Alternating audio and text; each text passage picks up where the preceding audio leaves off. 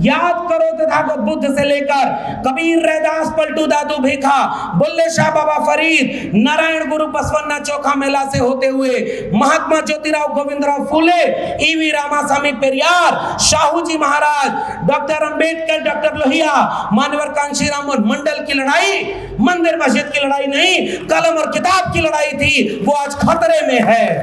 बहुत बहुत धन्यवाद। इसके बाद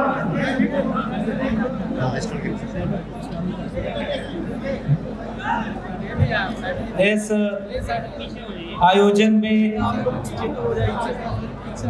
देश विदेश से आए हुए आप सभी सम्मानित लोगों को मेरा क्रांतिकारी जय भीम, जय मंडल है, इंकलाब जिंदाबाद है। आज 9 अक्टूबर को सबसे पहले मैं मानवर कांशीराम को याद करना चाहता हूं, जिनका आज स्मृति दिवस है, जिन्होंने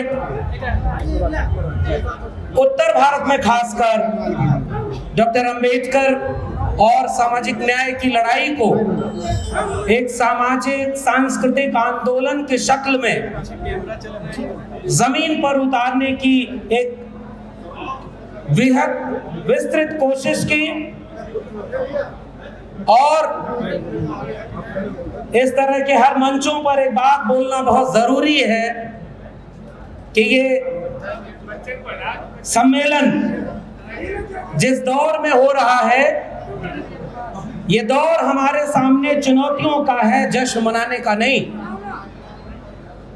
और ये चुनौतियां इस बात की हैं कि आज जितने भी लोग, हम जैसे लोग जाने कहां खोए हुए थे, एक नया भारत जो आजादी के बाद बना, उसमें जानबूझकर हाशिए पर ढकेले गए, उन सारे लोगों के सामने आज एक बात तो गर्व करने की है कि हमारी विरासत, जो सामाजिक और सांस्कृतिक विरासत थी, जो तथागत बुद्ध से लेकर के बाबा साहब, महात्मा फूले, पेरियार और उसके बाद मानवर कांशीराम और मंडल की जो पूरी लड़ाई, इस पूरी विरासत ने हमें ये जमीन और ये जगह दिया, हक हुकूक की ये आवाज दी कि आज हम यहां खड़े होकर इस वक्त की जालिम तानाशाह सरकारों के सामने,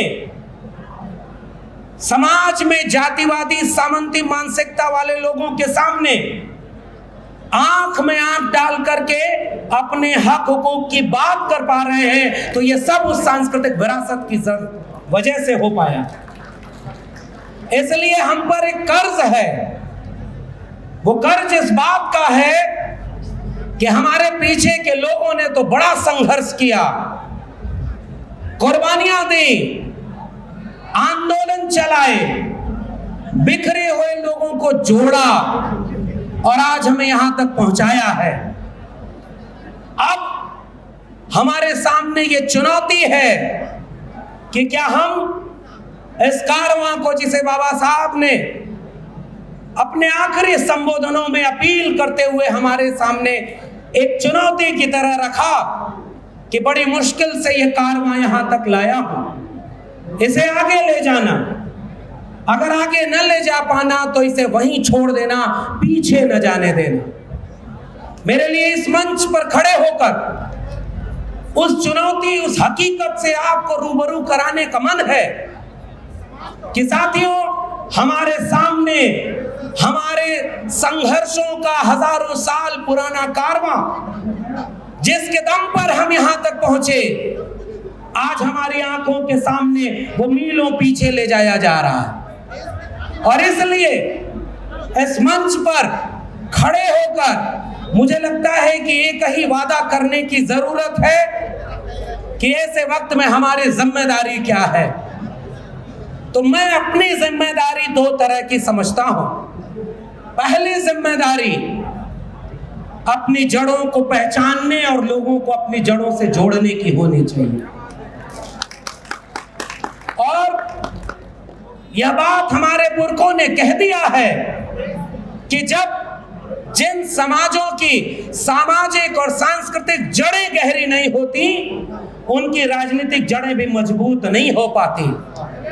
उत्तर प्रदेश के लोगों, इस बात को आप जानते हो, जिस मान्यवर कांशीराम का आज स्मृति दिवस है, उत्तर प्रदेश में उन्होंने ऐसा सामाजिक, सांस्कृतिक और राजनीतिक आंदोलन चलाया कि आजाद भारत में पहली बार जो सबसे हाशिए पर ढकेल दिया गया था, उस पायदान से खड़े होकर एक ऐसे राजनीतिक नेतृत्व को हमारे सामने रखा जिसने पहली बार इस प्रदेश के सूबे के मुखिया के पद पर बैठकर इस भारत के लोकतंत्र को असल में चरितार्थ करने का काम किया था, वह सामाजिक और सांस्कृतिक आंदोलन।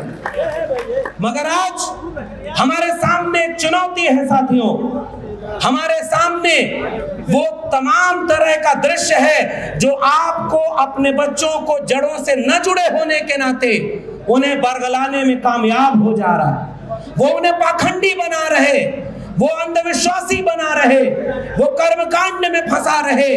और जब भारत का संविधान लिखा गया, उस समय एक भरोसा इस नए मुल्क में नागरिकों के सामने रखा गया था कि अनुच्छेद 51A के तहत इस देश को हम तर्क, विज्ञान और वैज्ञानिक चेतना से संपन्न करेंगे। और जिस तथागत बुद्ध को हम याद करते हैं, मेरे लिए बुद्ध एक विचार का नाम है जिनके मूल में प्रज्ञाशील करुणा के साथ तर्क विवेक है। और अफसोस ये है कि आज हमारी पीढ़ियों को, नौजवानों को कांवड़ ढोने से लेकर मूर्ति पूजा और अंधविश्वास में फंसाकर ये दावा किया जा रहा है कि हम सब हिंदू हैं।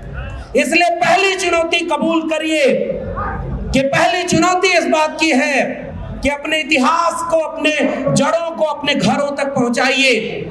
और वह चुनौती तब साकार होगी जब इन सारे लोगों के लिखे हुए को, उनके विचारों को यानी किताबों के जरिए घर घर पहुंचाया जाएगा। वरना गमले में लगे हुए पौधे एक वक्त के बाद मुरझा जाते हैं। इन पौधों को जमीन में लगाइए ताकि उनकी जड़ें अपने आप फैलती चली जाएं और एक विशाल वृक्ष बने।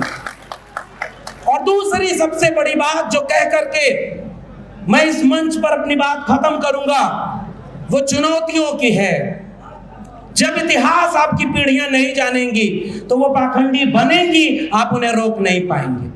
और अगर इतिहास जान जाएंगी, वैचारिक धारा पर खड़ी हो जाएंगी, तो वो एकाकी बात करेंगी। और पहली बात यह है कि तमाम तरह के जातिगत और जो छोटे छोटे समूह बन गए हैं, उनको एक करने की जरूरत है। और जब एक कर लेंगे तो आगे चुनौती मुझे एक ऐसे भारत की दिख रही है जिसे सांप्रदायिकता की आग में जलाया जा रहा है। रोज हिंदू मुस्लिम, मंदिर मस्जिद और तमाम तरह की लड़ाइयों में आपके असली सवालों को खत्म कर दिया गया है। इसलिए नौजवानों, आपके सामने एक चुनौती है, पहचानो आपकी चुनौती को। याद करो तथागत बुद्ध से लेकर कबीर, रैदास, पलटू दादू भीखा, बुल्ले शाह बाबा फरीद, नारायण गुरु बसवन्ना चौखा मेला से होते हुए महात्मा ज्योतिराव गोविंदराव फूले, ईवी रामासामी पेरियार, शाहू जी महाराज, डॉक्टर अंबेडकर, डॉक्टर लोहिया, मान्यवर कांशीराम और मंडल की लड़ाई मंदिर मस्जिद की लड़ाई नहीं, कलम और किताब की लड़ाई थी, वो आज खतरे में है। इसलिए ऐसे सम्मेलनों में अगर आप जुटते हैं, और भंते साहब का तो मैं शुक्रिया अदा करूंगा कि उन्होंने एक ऐसा गुलदस्ता सजाया है इस मंच पर जिसमें तमाम तरह के लोग जब एक मंच पर आकर के एक आह्वान करते इस देश को कि उठो नौजवानों, आपकी शिक्षा बर्बाद कर दी गई है, आपके स्कूल, कॉलेज, विश्वविद्यालय निजी हाथों में बेच दिए गए हैं, मगर अफसोस कि आप उसके लिए आंदोलन नहीं कर पा रहे। आइए एक मुट्ठी बांधें और अपने कलम और किताब की लड़ाई को आगे ले जाएं। इस देश को बिकने से बचाएं, इस देश को सांप्रदायिकता की आग से बचाएं। वरना अफसोस ये होगा कि आज से कई सालों बाद जब आने वाली पीढ़ियां हमसे एक सवाल करेंगी कि तुम जब थे तो बाबा साहब का संविधान बचा हुआ था, तुम जब थे तो मंडल कमीशन की कुछ अनुशंसाएं सही लागू थी, तुम जब थे तो शिक्षा बची थी, रोजगार बचा था, थोड़ा ही सही स्वास्थ्य और जमीन बची थी, स्वाभिमान बचा था। और 25-50 साल बाद तुम हमें एक ऐसा भारत छोड़कर गए हो जिसमें न शिक्षा है, न रोजगार है, न सामाजिक न्याय है, न भारत का संविधान बचा है, न यह देश की जगह जमीन बची है। हम क्या जवाब देंगे? मैं आपसे गुजारिश करके अपनी बात खत्म कर रहा हूं कि इस देश में अब एक क्रांति की जरूरत है। बिना क्रांति के कोई बदलाव आने की जरूरत नहीं। और आखिरी बात, वो क्रांति विचारधारा से होगी। तथागत बुद्ध को याद करने वालों, अहिंसा और सत्य की बात, प्रज्ञाशील करुणा की बात, आओ घर घर ले चले, शांति के साथ, अहिंसा के साथ, तर्क वैज्ञानिकता के साथ। दो चीजों को जोड़ लो। इस देश में आदिवासी जंगलों में मारा जा रहा, मुसलमान सड़क चौराहे पर मारा जा रहा, दलित मटका छूने घोड़ी चढ़ने पर मारा जा रहा, ओबीसी अप्रत्यक्ष रूप से हर जगह मारा जा रहा। लेकिन हम बिखरे हैं। हमने जितने लोग उतने संगठन बना रखे हैं। आओ मिलकर एक उम्मीद बांधे। जो नारा डॉक्टर राम मनोहर लोहिया का था कि संसोपा ने बांधी गांठ, पिछड़ा पावे 100 में 60, उस नारे को महामना राम स्वरूप वर्मा जगदेव बाबू ने आगे बढ़ाया कि 100 में 90 शोषित हैं। शोषितों ने ललकारा है, धन धरती और राजपाट में 90 भाग हमारा है। उस आंदोलन को, उस लड़ाई को धन धरती राजपाट के, रोटी स्वाभिमान के, दवाई पढ़ाई कमाई सिंचाई के मुद्दे पर भारत के संविधान और मंडल कमीशन को बचाने के लिए घर घर चले, एक आंदोलन खड़ा करें, तब जाकर के इस तरह के सम्मेलनों की सार्थकता होगी। आपने मुझे सुना, बहुत बहुत धन्यवाद। जय भीम, जय मंडल, संविधान जिंदाबाद, उल गुलाम जिंदाबाद, इनकलाब जिंदाबाद।